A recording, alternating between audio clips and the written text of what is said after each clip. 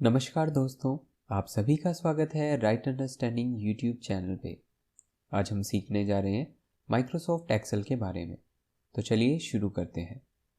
Microsoft office Microsoft corporation के द्वारा बनाया गया एक एप्लीकेशन सॉफ्टवेयर है जिसके अंदर MS Word, Excel, PowerPoint, note, Outlook जैसे ढेर सारे सॉफ्टवेयर इनबिल्ट होते हैं। इन्हीं सॉफ्टवेयर्स में हम MS एक्सेल को पाते हैं जिसे हम सीखने जा रहे हैं। MS ऑफिस सीखने से पहले हम MS ऑफिस के कुछ वर्जन्स के बारे में जान लेते हैं। MS ऑफिस का सबसे पहला वर्जन 95 लॉन्च हुआ और उसके बाद MS ऑफिस 97 और अभी चल रहा है MS ऑफिस 2021। अब जान लेते हैं कि ये वर्जन एक दूसरे से किस प्रकार अलग है। जैसे जैसे नए नए वर्जन इंट्रोड्यूस किए जाते हैं पिछले वर्जन से उसके अंदर कुछ ना कुछ एडवांसमेंट की जाती है, जैसे कि कोई फार्मूला ऐड ऑन किया जाता है, इंटरफेस में चेंज किए जाते हैं ताकि यूज़र को इसे चलाने में सहूलियत हो। तो हम सीखेंगे माइक्रोसॉफ्ट ऑफिस का 2021 वर्जन। सबसे पहले जान लेते हैं कि माइक्रोसॉफ्ट ऑफिस को ओपन कैसे करते हैं। इसको ओपन करने के लिए आप अपनी विंडो के स्टार्ट मेन्यू में जाएं और वहाँ सिंपली EXCEL लिखें और उसके बाद जो ऐप आपके सामने आएगी उस पर डबल टैप करें। ऐसा करने से आपके सामने एक्सेल की ये वर्कशीट अपीयर होगी। इस एक्सेल की वर्कशीट के बारे में जानने से पहले हम एक्सेल के बारे में थोड़ी सी बातें जान लेते हैं। एक्सेल क्या है? एक्सेल एक इलेक्ट्रॉनिक स्प्रेडशीट है जिसका उपयोग हम डेटा को व्यवस्थित, प्रारूपित, गणना और विश्लेषण करने के लिए किया जाता है।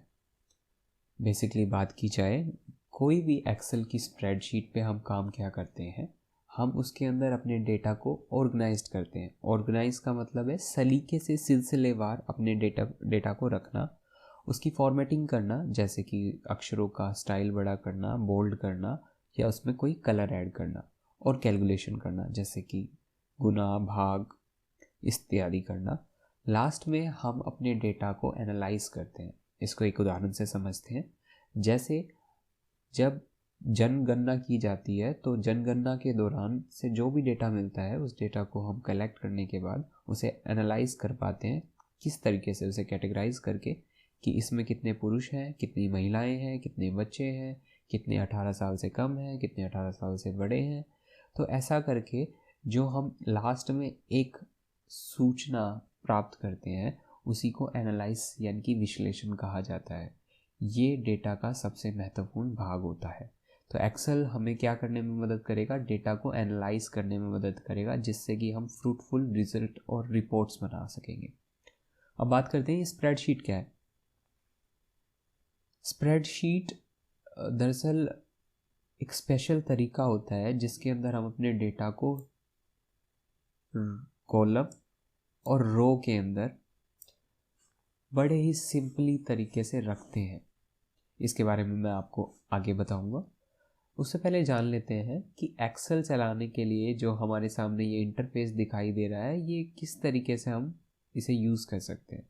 सबसे पहले बात कर लेते हैं कॉर्नर में 3 बटन्स की। एक बटन है मिनिमाइज़ के लिए, जिससे आपकी स्क्रीन मिनिमाइज़ हो जाती है। वहीं दूसरा बटन आपको इसमें दिखाई देता है मैक्सिमाइज़ के लिए, इससे आपकी स्क्रीन वापस से मैक्सिमाइज़ हो जाती है और क्लोज से आपका विंडो क्लोज हो जाती है। उसके बाद बात करते हैं ये टाइटल के बार के बारे में। जैसे कि मैंने यहाँ पे लिखा हुआ है इंट्रोडक्शन क्लास, इस फाइल का नाम है इंट्रोडक्शन क्लास। तो ये टाइटल बार आपको आपकी फाइल के बारे में बताता है।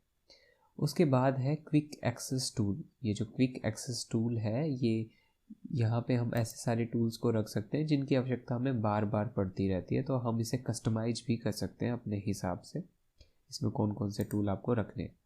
ये फाइल बटन है, इसके अंदर आपको सेव एज के ऑप्शन मिलेंगे जो आने वाली वीडियो में हम डिस्कस करने वाले हैं। और हर एक जो टैब होती है उसके लिए आपको एक रिबन मिलता है आराम से। यहाँ नीचे जो है ये इसका रिबन होगा। ऐसे हमारे पास अलग अलग टैब्स हैं, जैसे होम टैब है, इंसर्ट टैब है, पेज लेआउट, फॉर्मूला। हर टैब का एक अलग से रिबन होता है और रिबन को हम ब्लॉक्स में बांटते हैं। जैसे क्लिपबोर्ड एक ब्लॉक है इसका, फिर फॉन्ट एक ब्लॉक है, अलाइनमेंट एक ब्लॉक है, नंबर एक ब्लॉक है, स्टाइल एक ब्लॉक है। तो हम टैब को ब्लॉक्स में बांटते हैं और टैब्स के अंदर जो रिबन होता है वो उसमें अलग अलग डिफरेंट ऑप्शन हमें मिलते हैं। उसके बाद बात कर लेते हैं हमारे शीट के अंदर की, सपोज कीजिए इसके अंदर रो और कॉलम की। ये जो छोटे छोटे आपको बॉक्स दिखाई दे रहे हैं इनको हम बोलते हैं सेल, और हर सेल का एक एड्रेस होता है जो हमें यहाँ पे दिखाई देता है। यहाँ ये कॉलम और रो के इंटरसेक्ट पे बनता है। यहाँ पे ABCD जो अल्फ़ाबेटिक है ये रिफ्लेक्ट करते हैं, किसको रिप्रेजेंट करते हैं, कॉलम को। और ये जो रो नंबर्स हैं ये जो साइड में न्यूमेरिकल नंबर्स हैं ये रो को रिप्रेजेंट करते हैं। उसके बाद जहाँ भी आपका ये ब्लैक कलर का सेल दिखाई देता है ये एक्टिव सेल इंडिकेटर होता है कि इस सेल में आप कुछ लिखेंगे तो यहाँ पे दिखाई देगा। उसके बाद है फॉर्मूला बार। फॉर्मूला बार के अंदर हम जो भी फॉर्मूला इसके अंदर ऐड ऑन करेंगे वो यहाँ पे दिखाई देगा फॉर्मूला बार के अंदर। साथ ही साथ हम बात कर लेते हैं, यहाँ पे ये शीट्स हैं जो मैंने पहले कुछ शीट्स ऐड कर रखी है। आप एक वर्कशीट के अलावा भी शीट्स को ऐड कर सकते हैं। देखिए मैं इसके अंदर शीट्स को ऐड करता जा रहा हूँ।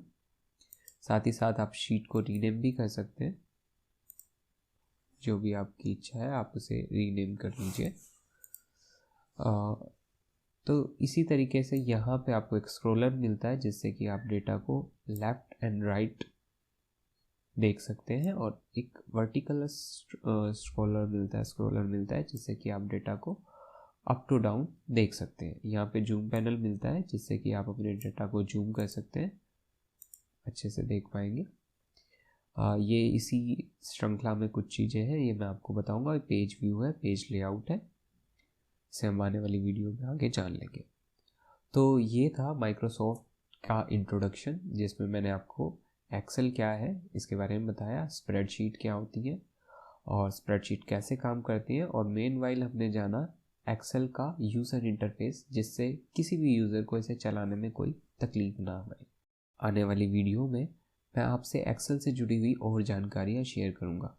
अगर आप अच्छी तरीके से एक्सेल सीखना चाहते हैं तो मेरी आपके लिए एडवाइस है कि आप रेगुलर टाइम पे अपनी क्लासेस को लें। जब जब आपको वीडियो अपलोड हो तो आप रेगुलरली उस क्लास को ज्वाइन करें और उसकी प्रैक्टिस ज़रूर से ज़रूर करें।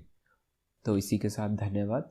खुश रहें, मस्त रहें और स्वस्थ रहें। Thank you so much.